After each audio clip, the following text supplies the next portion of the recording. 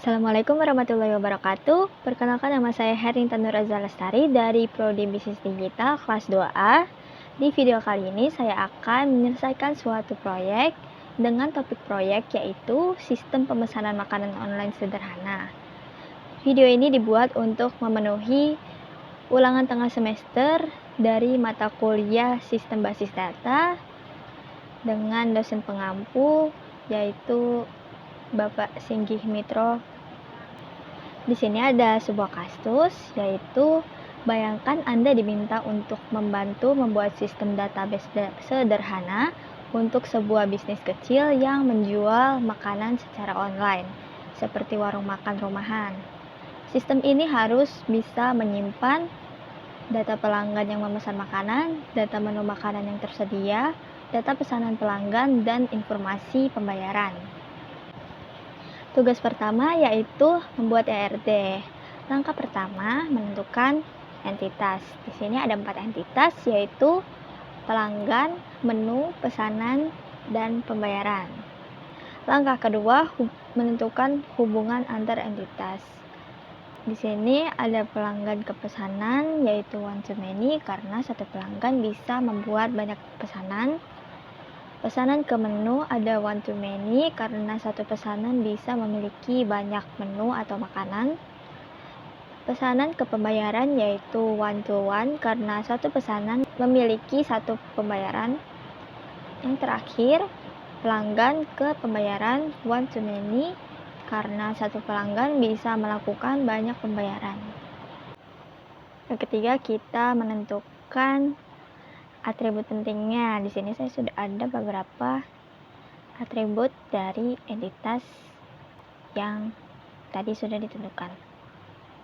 Ini bentuk ERD-nya. Dan langkah terakhir yaitu menentukan primary key dan foreign key. Kalau di entitas pelanggan ada ID pelanggan sebagai primary key. Kalau di menu ada ID makanan sebagai primary key.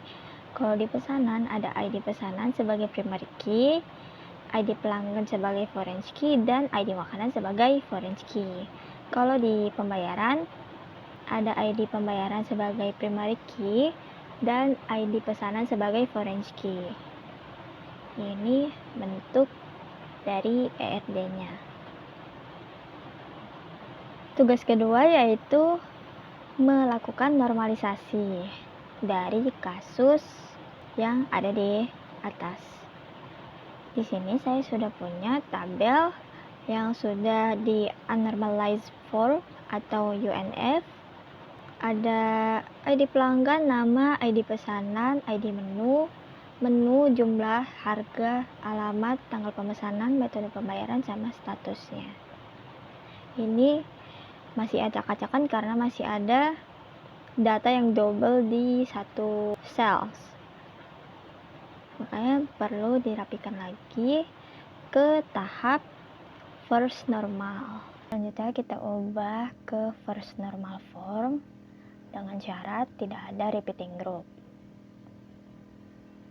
Ini hasil tabel yang sudah diubah.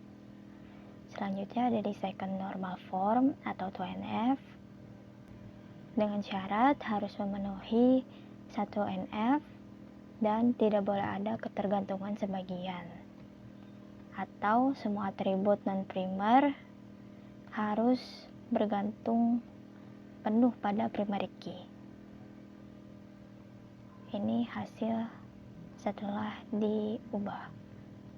Pada tabel menu diubah karena di tabel ini tetap menyimpan informasi tentang menu dan harga, tidak bergantung pada pemesanan. Tidak seperti tabel sebelumnya, dia ada ID pesanan sama jumlahnya. Terus di sini ada tabel detail pesanan. Di tabel ini, rincian pesanan menyimpan hubungan antara pesanan dan menu, termasuk jumlah yang bergantung sepenuhnya pada kombinasi ID pesanan dan ID menu.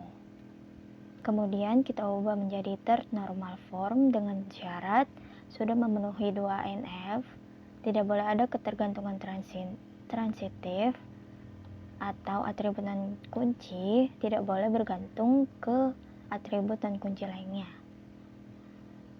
Dan setiap atribut non primer harus bergantung langsung pada primary key.